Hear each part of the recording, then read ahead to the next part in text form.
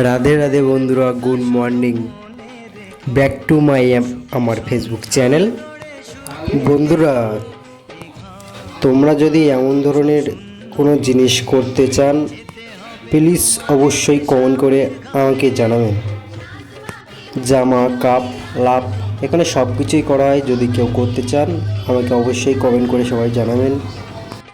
আমাদের এই দোকানে এমন ধরনের জিনিস সব কিছু করা হয়, তাই বলছি তোমরা যদি এমন ধরনের জিনিস কেউ করতে চান অবশ্যই বন্ধুরা কমেন্ট করে জানাবেন।